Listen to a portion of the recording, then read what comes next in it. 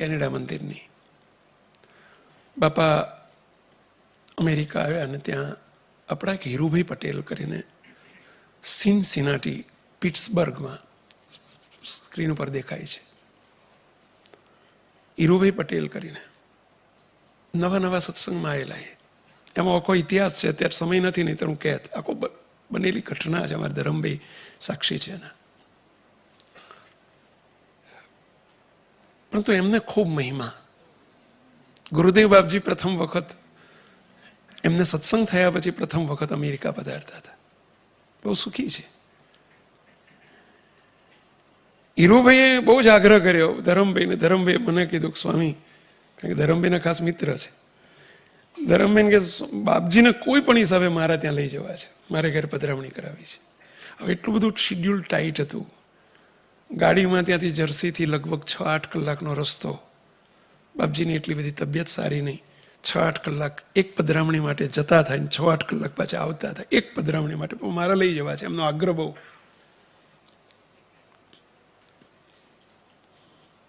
બાપજીને પ્રાર્થના કરી, બાપજી શું કરશું, બહુ એમનો પ્રેમ છે, બહુ આગ્રહ છે.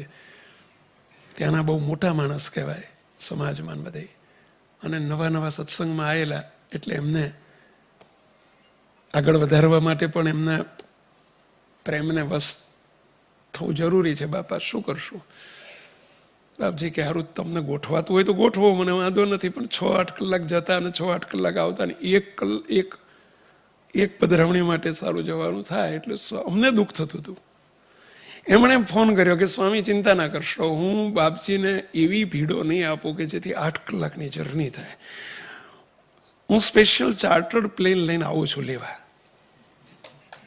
અને ચાર્ટર્ડ પ્લેન લેવા આવું છું, ચાર્ટર્ડ પ્લેનમાં મૂકી જઈશ. 10 કે 12 પેસેન્જરનું ચાર્ટર પ્લેનની એમણે સમિતિ. હું યસ કહી દઉં એટલે હું બુક કરાવી દઉં. કે સુખી હતા, કેપેબલ હતા, પ્રેમ એમનો એટલો બધો હતો. બાપજીને વાત કરી, બાપજી હજુ ઇન્ડિયા હતા, મારે નક્કી કરવાનું હતું, આવવાના હતા બાપા ત્યાં. બાપાને કીધું બાપા એમનો આટલો બધો પ્રેમ છે ને એમનો ફોન આવ્યો છે, હું ચાર્ટર્ડ પ્લેન કરું ને બાપજીને લઈ જાઉં ને મૂકી જાઉં, એટલે સમય ના વધુ થાય. કારણ કે અહીંથી 1/2 કલાકમાં ત્યાં પહોંચી જવાય ને 1/2 કલાક આવતા થાય ને ત્યાં 2-4 કલાક રોકાવાનું ઘેર થાય ને, તો સમય ઓછો જાય આપણો. બાપા કે સ્વામી આપણને સાધુને આ બધું ના શોભે. બાપાનો પહેલો શબ્દ સ્વામી સાધુને આ ના શોભે. આપણી સાધુતાનું શું કરવા દીધું જ નથી.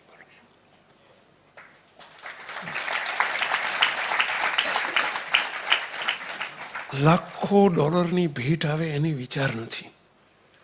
ચાર્ટર પ્લેનનો હવે કોને ના ગમે આવું? ચાર્ટર્ડ પ્લેન એટલે સમજે ને, સ્પેશિયલ પ્લેન. બાપજીને બહુ જ પ્રાર્થના હીરુભાઈએ કરી, બાપા મારો પ્રેમ મારા ઘેર પધારો. બાપજી હા પાડી પરાણે. બાપજી જેવા પ્લેનમાં બેઠા, સેવક પણ જોડે હતો, ધરમભાઈને ખ્યાલ હશે, એ પણ જોડે હતા, કદાચ હતા ને તમે જોડે.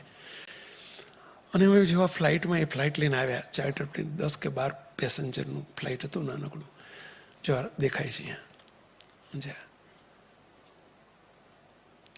બાપાને જ્યાં બેસાડવાના થયા, બાપા બેઠા ને તરત શું કીધું ખબર છે અમને સંતોને?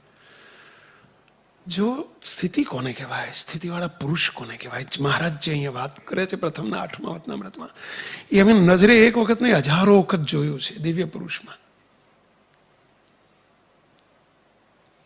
જેવા પ્લેનમાં બેઠા ને અમે, બાપા તરત સંતોને હરિભક્તોને કે એ ક્યાં બેઠા છીએ આપણે ખબર છે?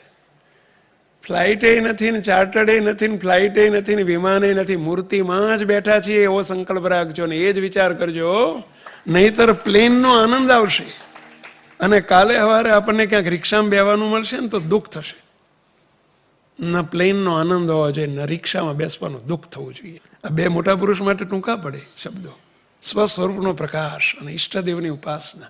જેને ભગવાન સ્વામિનારાયણ જેના રૂવાડે હોય એ મળ્યા હોય, એને ચાર્ટર પ્લેન શું ગણતરીમાં?